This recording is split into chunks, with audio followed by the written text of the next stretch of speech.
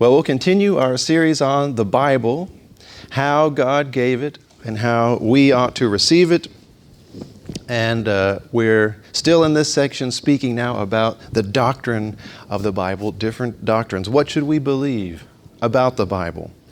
And now we're speaking about the doctrine of preservation. So we've already established the Scriptures are the infallible, inerrant, authoritative Word of God. But then that leads us to this question. Have these Scriptures been preserved so that we continue to have access to them today? That's an important point.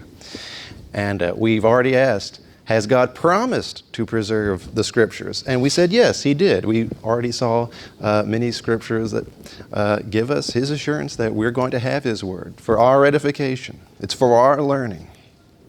And now we're still speaking about this question. How has God preserved the Scriptures? We're really getting down into the details.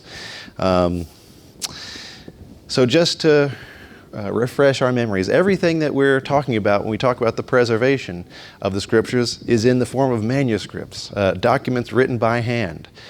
Every copy of an ancient book had to be copied out by hand. That was the only way to do it.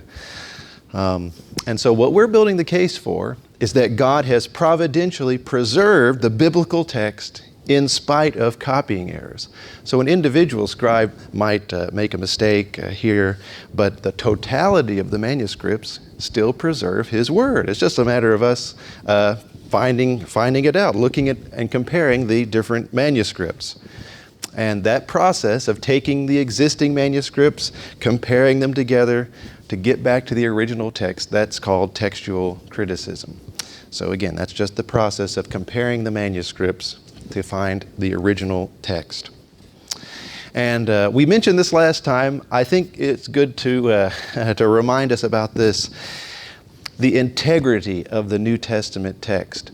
We don't want to miss the forest for the trees. We're going to be getting down to the details of some of these textual critical questions.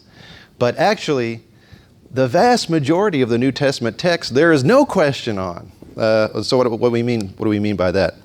The Greek New Testament tends to maintain an approximately 94% identity of reading among all editions, regardless of theory, text type, or favored manuscripts. What that means is there are some competing views about how best to compare the manuscripts, but those debates only affect this 6% of the text. The 94% is not even on the table. It's established. Even among the circa 6% of variation that remains, most variant readings either do not affect the meaning and interpretation of the text or are readily resolved by reasonable principles of evaluation. And what that means is, even though we say 6%, a great deal of that 6% is like spelling differences or untranslatable word order differences, things like that.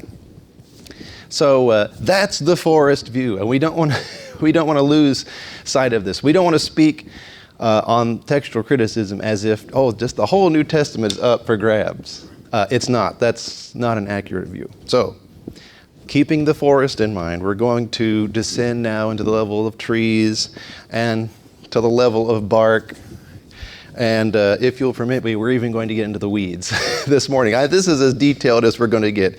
And choose your agricultural metaphor. Bear with me as we look at some of the details. I think we have to go through this to understand what is this debate. If we're going to have a position on it, we need to understand what we're dealing with. So again, last time we talked about the extant witnesses to the text of the New Testament.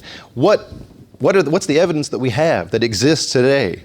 Well, there's more than 5,000 Greek manuscripts. That's not all complete copies of the New Testament. Some are partial, some have just a book, some are just little scraps of papyrus, but you put them all together, 5,000 different manuscripts. That's the main line of our evidence. But even apart from that, we have thousands of Latin manuscripts of the New Testament, thousands of other translations in manuscript. And as we said last time, believers down through the centuries have quoted the New Testament as they've written things. And so we have something like 1 million quotations of the New Testament across manuscripts. So by far, the New Testament is the best attested work from antiquity. There's nothing that even comes close. And so if you look at how these manuscripts are distributed over the centuries, most of what we still have are the later witnesses. We talked about the different types of majuscule, minuscule. We are not going to get into all that. But most of what we have are these later witnesses, which makes sense. Those are the ones that are most likely to have been preserved down to our present day. Now, when Erasmus and those early text critics were working, they were most familiar with the kind of text that you find in these later witnesses. But as text criticism moved on and people continued to look for more manuscripts, tried to find more ancient manuscripts, and they began to look at some earlier manuscripts, they saw a form of the text that was slightly different, and it wasn't quite as unified as it was in the later manuscripts. And what explains this? That's what we're going to drill into this morning. Now, early on, these text critics began to notice that you could group different manuscripts together. So they were sort of like families of manuscripts. And so the largest text type or family of manuscripts is the Byzantine text type. And that's talking about the Byzantine Empire, that Greek-speaking empire. This is the most widely affirmed text of the New Testament. That's what you find in nearly all of the later extant manuscripts. And it's also the primary text type underlying the Textus Receptus. So the Textus Receptus basically reflects the text you find in the majority of manuscripts. It's not every reading is necessarily a majority reading, but most of them are. So the Textus Receptus is a pretty good representative of this text type. But then there's the Alexandrian text type. Now, what is Alexandria? That's that center of learning in Egypt. And we find a lot of these early witnesses are associated with this form of the text. Either we found the papyrus fragments in Egypt, or the manuscripts have some relation to the Egyptian translations in Coptic. You see that it has this Egyptian flavor. And so scholars now refer to those as the Alexandrian text type. And there's another text type, and the others even that I'm not mentioning here that people have speculated on. They're kind of more minor players. The main ones are the Byzantine and the Alexandrian. And we mentioned last time, kind of the flagship manuscripts for the Alexandrian text type you've probably heard of. They're Codex Vaticanus and Codex Sinaiticus. And it's between these two manuscripts. It's these two manuscripts that Westcott and Hort relied on heavily, and that even most textual scholars today say these are the best manuscripts. And we're going to get into that. We talked about some specifics about these manuscripts last time. Really, these manuscripts kind of came to the forefront in the way that they still are now through the work of Westcott and Hort. We mentioned about these men last time and looked at some of Hort's letters and so forth. We're not going to repeat all that. But Westcott and Hort, they were both selected to be members of the New Testament Revision Committee. It was commissioned in 1870 to produce an official revision of the King James Bible. Actually, that's the only official revision that has ever been done by the Church of England on the King James Bible. And they chose these two men, among others, to be on that committee. And Westcott and Hort also separately published their own new edition of the Greek New Testament in 1881. As we said, they were already working on this, in fact, when they were selected to be on the New Testament committee. They'd been working on this for decades. Largely due to their influence, the English Revised Version became the first major translation to regularly depart from the traditional text of the New Testament. Now, we mentioned last time, there were some people on the committee that resisted some of the textual changes that Westcott and Hort were putting forth, but they were outvoted. So the Revised Version, that's why if you look, it's sort of in this pivotal part of the flow of major English translations. Everything downstream of that still has this basis that came from Westcott and Hort, essentially. So the question is, did Westcott and Hort go take us in the right direction, or did they turn in the other direction? That's what we need to look at. That's the question.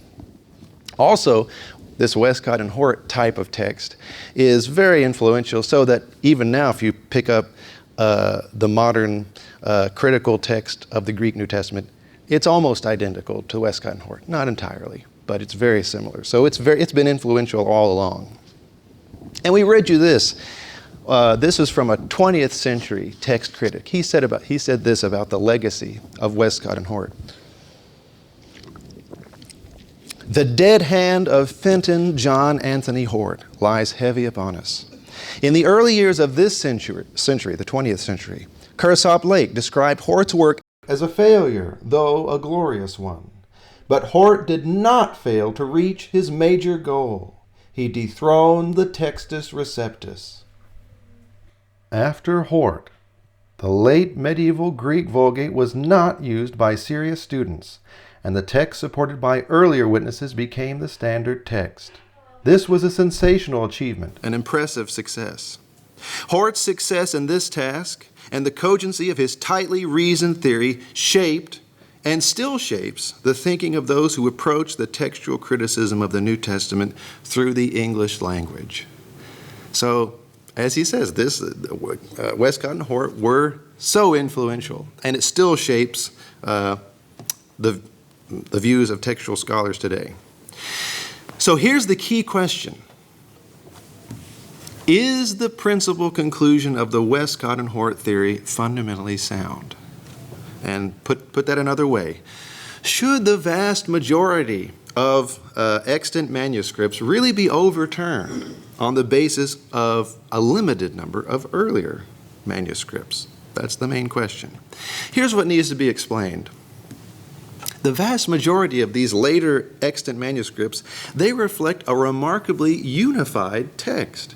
It's really amazing that if you look at the text across all these, it lines up very closely one with another.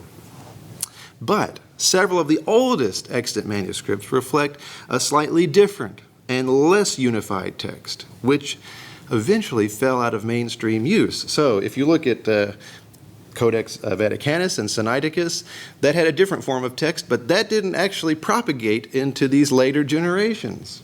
How do you explain that?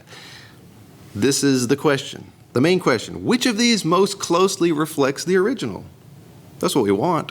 We want what the apostles wrote, and which one of these is closest to it? And so that's what this debate is about. So here's a one-slide explanation of Westcott and Hort's theory. They say this: the text reflected in the vast majority of later extant manuscripts is the result of a new deliberate addition created around 350 AD. In other words, they're saying that they speculated as to who it might have been.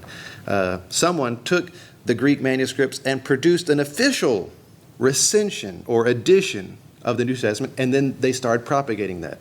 And that became the majority text. But really, it was just editorial work. That's what they say. And so, therefore, the most reliable witnesses to the original text prior to this editorial work are the earlier extant manuscripts. If you're going to get closer to the original, you want to go around that editorial work and go to the early manuscripts. This is the heart of Westcott and Hort's theory.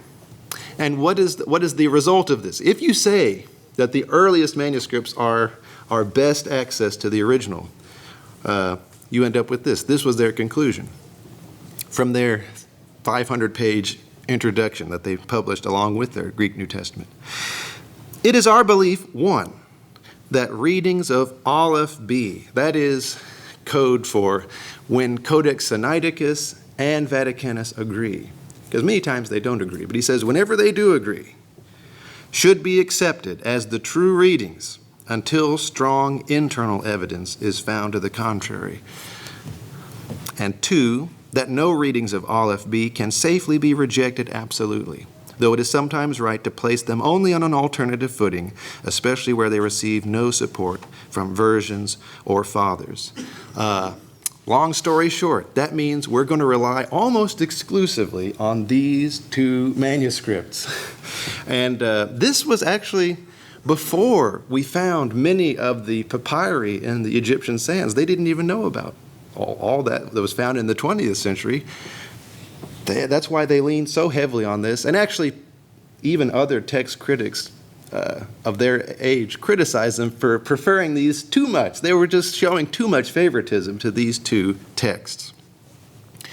Well, since that time, that was in the late 1880s, since that time, mainstream scholars have kind of tweaked Westcott and Hort's theory.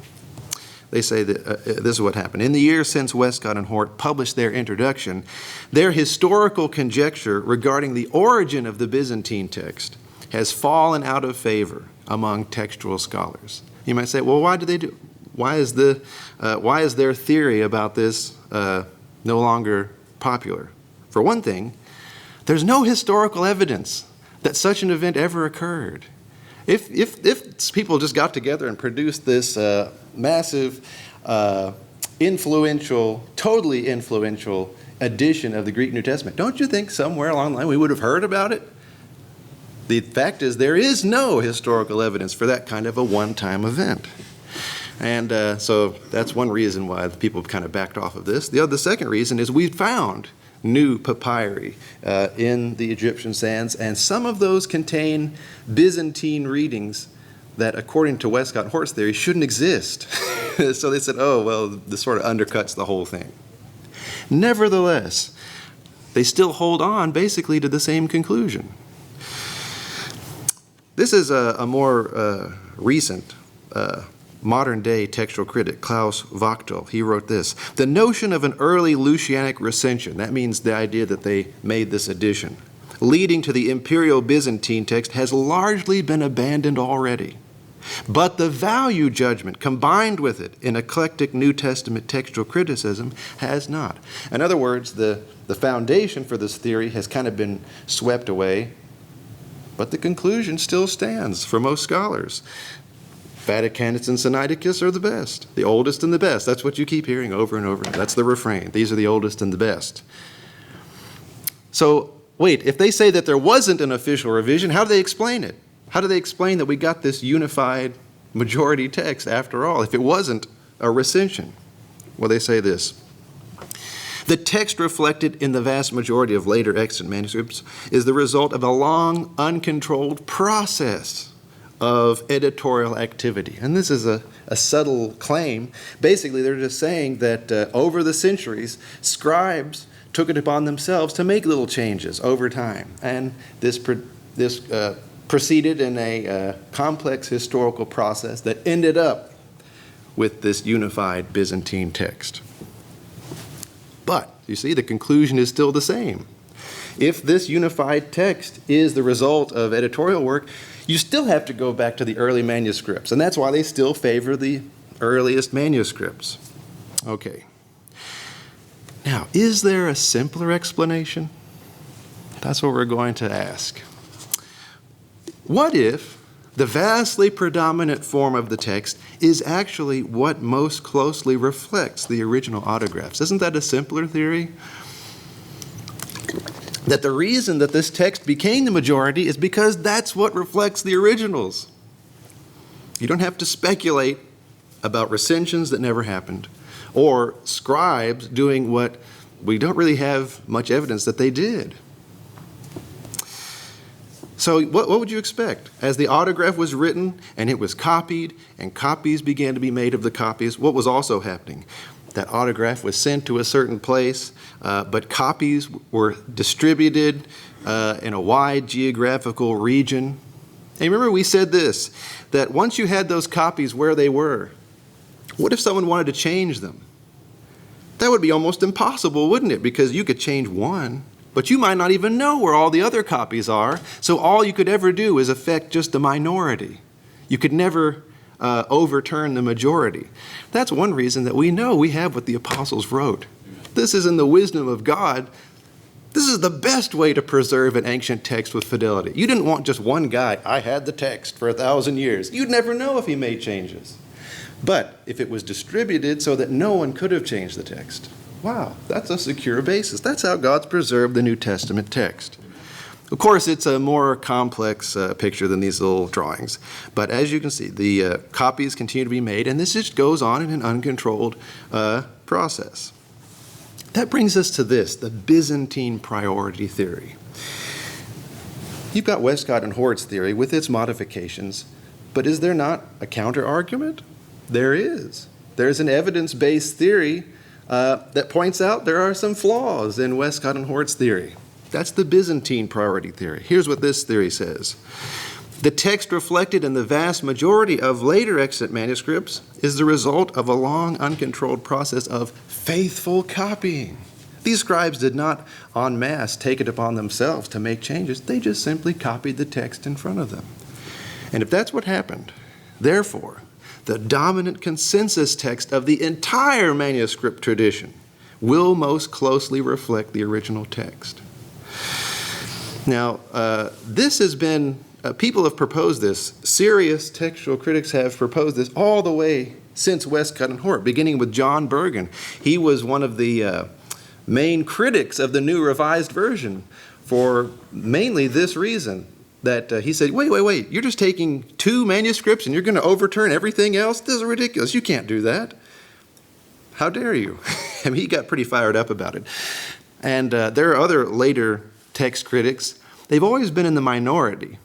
You know, everyone pretty much follows Westcott and Hort, but all along the way there's been a minority report saying, wait a second, I'm not sure this makes sense.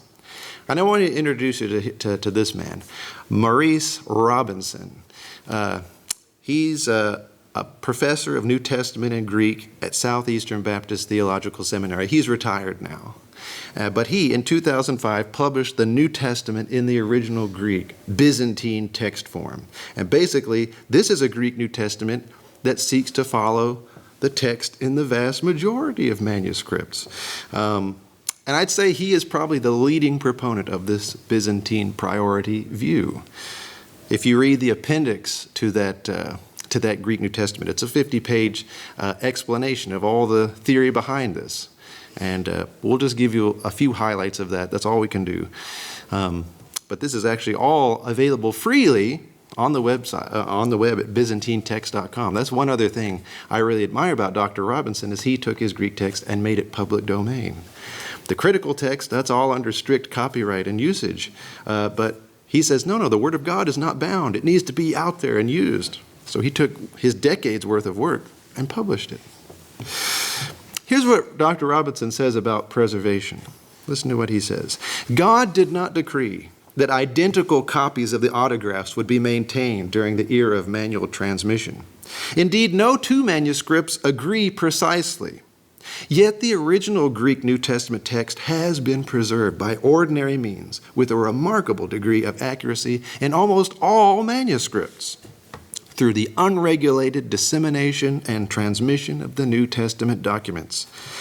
A consensus-based text derived from the entire body of extant Greek witnesses is fully compatible with the concept of a benevolent, overarching providence that has maintained the autographs in their basic integrity by means of normal transmission.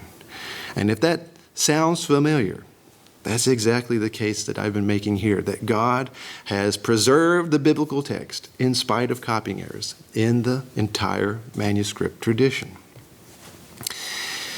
So just with the remainder of our time, I want to share some of Dr. Robinson's critiques of reasoned eclecticism. That word reasoned eclecticism, that's just sort of another name for this modified Westcott and Hort theory. It's a critique of mainstream textual criticism. And Dr. Robinson especially is good at throwing bombs into the status quo, and people have sometimes tried to respond to his arguments, but it's really difficult to. I'll just share a few of these critiques of why we may want to have second thoughts about following this Westcott and Hort theory. First off, older manuscripts are not necessarily better. Why is that?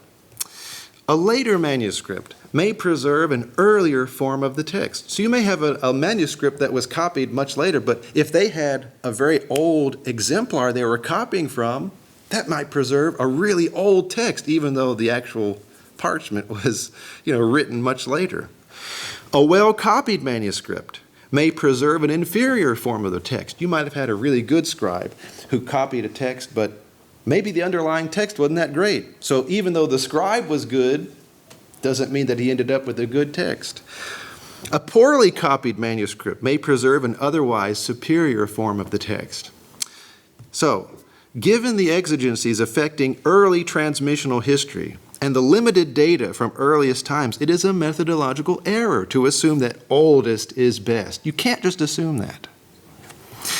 Since the age of a manuscript does not necessarily reflect the age of its text, and since later manuscripts may preserve a text more ancient than that found in older witnesses, the oldest is best concept is based on a fallacy. Nevertheless, that's sort of the underlying assumption. Oh, these are our oldest and best manuscripts. Why would we think that they were the best unless we had some real strong evidence? So, older manuscripts are not necessarily better. Second, we actually have limited evidence prior to the 4th century. There's not a lot that has been preserved. If you look at the chart here, there's a little bit, but not much. How can we build a whole theory of the transmission of the text on so little data? This is what Dr. Robinson says about this. The limited and localized nature of the extant early manuscripts suggests that presumptions regarding text-critical antiquity may be flawed. Were 1,000 extant papyri and uncial manuscripts extant from before the 4th century, which were relatively complete and sufficiently representative of the entire Eastern Empire by the location of their discovery, perhaps one could speak with greater authority than from the 63 fragmentary papyri we currently possess from that era. The resources of the pre-4th century era unfortunately remain meager, restricted to a limited body of witnesses. In other words, if you're going to just build your entire theory on a limited number of these documents, how do you know that that even represents really the entire tradition at that time? We know there were many, many other manuscripts. We know that we just don't have them. So how can you extrapolate from this to the entire cross-section of everything that happens? And the Byzantine Empire was large. It was spread all around modern-day Turkey and Greece, but most of the early evidence we have just is mainly from Egypt. That may not be representative of the entire tradition. So this local, all we may have in Vaticanus and Sinaiticus is the local text of Egypt. And he says this, the local text of Egypt is not likely to reflect that which permeated the primary Greek-speaking portion of the empire, southern Italy through modern Greece and Turkey to Antioch on the Orontes, from which we have no manuscript, versional, or patristic data from before the mid-4th century. This is important. We know they had biblical manuscripts at that time in those places. We just don't have them. So how can we make assumptions about what was there and what wasn't there on the basis of just a handful of Egyptian documents? It's just not sufficient to build that kind of a theory. After that point, in those regions, what do you find? One finds from that region a highly pervasive and dominant Byzantine stream. It is far more reasonable to assume that the predecessors of that stream simply retained the same textual complexion which earlier had permeated that region. You see, what comes out of this region is a unified stream of this Byzantine text type. Why would you assume that that's not what they had before?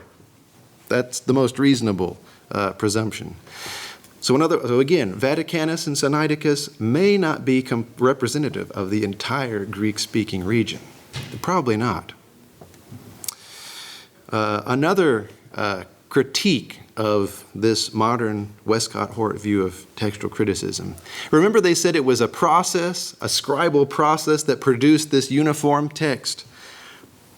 Remember, we said in the modified Westcott-Hort theory that the text reflected in the majority of manuscripts is the result of a long, uncontrolled process of editorial activity. That's the claim that, some textual scholars make today. That's the basis of why it's still in use today. But think about this. That view is really insufficient. If you had scribes just taking it on themselves to make changes en masse, would you have everything coming to one uniform? No, you'd have everything going in 1,000 different directions. The whole manuscript tradition would be a mess. But that's not what you find. What do you find? Uniformity. One critic said this: "No one has yet explained how a long, slow process spread out over many centuries, as well as over a wide geographical area, and involving a multitude of copyists who often knew nothing of the state of the text outside of their own monasteries or scriptoria, could achieve this widespread uniformity out of the diversity presented in the earlier forms of text. An unguided process achieving relative stability and uniformity in the diversified textual, historical, and cultural circumstances in which the New Testament was copied imposes impossible strains on our imagination. The prevailing view of how we got this unified text doesn't even make sense, does it? And I've never seen any evidence that would convince me that it was reasonable. Again, what would you expect? As these documents were copied over the centuries, it would reflect this uniform text. Now here's another critique. The eclectic text often lacks manuscript support. And that sounds a little weird, but let me explain this a little bit more. So starting with, well, not starting with them, but Westcott and Hort used this methodology of eclecticism, which that means instead of trying to take a single transmission history and put that in your Greek text, you just look at where there are differences, and one by one, you pick and choose which one you think makes the most sense. And if you do that over and over and over for hundreds of different variant units, they say, well, that gets us the best text. What you end up with is sort of a patchwork quilt that if you look at any substantial length of that, you don't find that in any manuscript. It's an artificial production. Is that a problem? Yes, that's a problem. That's been called the test tube nature of the eclectic text. They come up with this, they say, oh, here's the closest representative of the originals. But that has no proof that that ever existed anywhere in the transmissional history. The Byzantine text view doesn't have that problem. You put together what's in the unified text, and you can find many manuscripts that support even very lengthy portions of that text.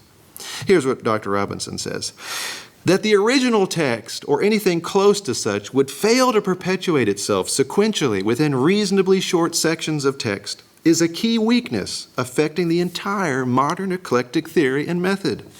The problem is not that the entire text of a New Testament book, nor even of a chapter, might be unattested by a single manuscript. In other words, we might expect that. Most manuscripts have unique or divergent readings within any extended portion of text. However, the problem with the resultant sequential aspect of modern eclectic theory is that its preferred text repeatedly can be shown to have no known manuscript support over even short stretches of text, and at times even within a single verse. That means if you look at the modern critical text, you open it up, there are some verses, just even within that one verse, you'll never see it that way in any manuscript. That's a problem. And in fact, some of the critical texts even now they even in a few places resort to what's known as conjectural emendation, which means they just make a guess, even though in that variant, that doesn't appear in any manuscript. They make a guess on the basis of no manuscript evidence, and that makes it into the final edition. This is a problem. And it's bad if it's just one single verse, but the problem increases geometrically as a sequence of variants extends over 2 or 3 or 5 or more verses. You find huge chunks of text that are just nowhere in any manuscript. This raises serious questions about the supposed transmissional history required by eclectic choice. If this is what the originals really were, how do you explain how it got transmitted in this piecemeal patchwork way? It's very difficult to understand how the transmission history would have worked if that's the case. One more. I know this is a fire hose, and I apologize. This is the last one. Bias in favor of shorter readings is unsupported. So part of this eclectic method Going back centuries, people have assumed that scribes would often expand the text over time. They'd take it upon themselves. If they found two different readings, maybe they just put both of those in the copy that they were making. And so they would say, if that's the case, the text would get sort of longer over time. Therefore, if you want to go back to the original, you want to prefer those shorter readings. That's one reason why Westcott and Hort preferred the Alexandrian manuscripts to begin with. They were a little shorter. They had many of these shorter readings.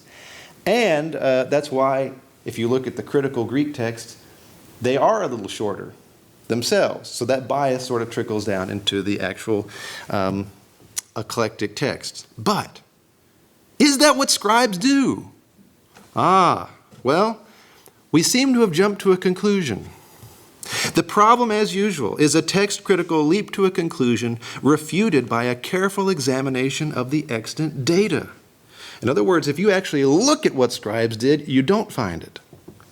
While scribes did engage in various practices which would produce a longer text, such occurred only on an independent, haphazard, and sporadic basis. It may have happened here or there, but it didn't happen across all scribes by any stretch of the imagination. Such minority scribal expansions can readily be discerned in any critical apparatus, even among Byzantine-era witnesses. In other words, if you look at the differences, you can see these little minority ones, and you can reject them on the basis of their minority support. Scribes simply did not expand or harmonize the text en masse. And any principle of internal evidence which suggests and is dependent upon the contrary becomes self-refuted by transmissional evidence.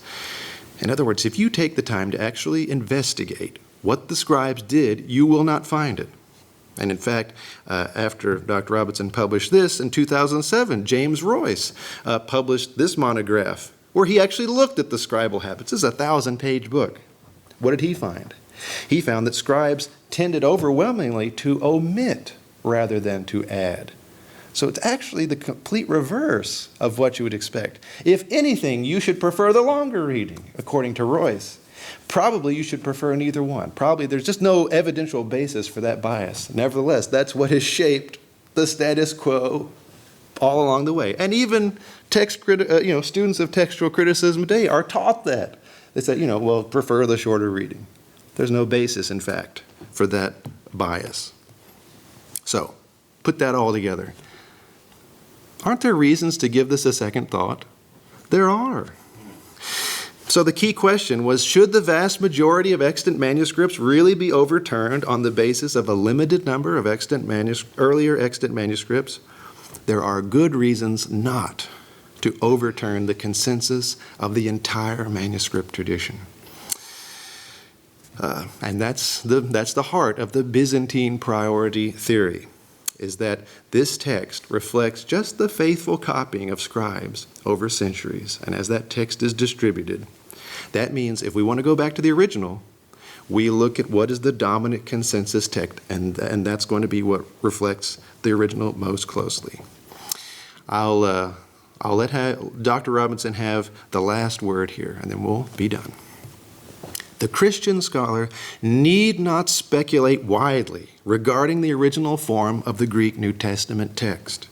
The text can be recognized and established in its basic integrity by the application of proper and sound critical principles that take into consideration the consensus of the preserved evidence. May God be praised for His magnificent word. All honor and glory to the Lord Jesus Christ. And amen to that. Thank you for your attention. Amen.